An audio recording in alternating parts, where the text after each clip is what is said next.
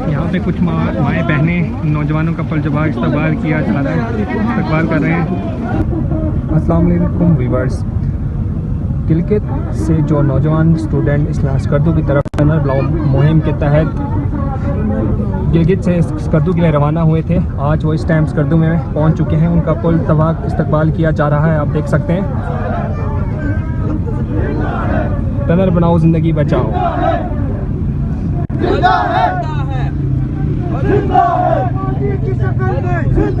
Good good.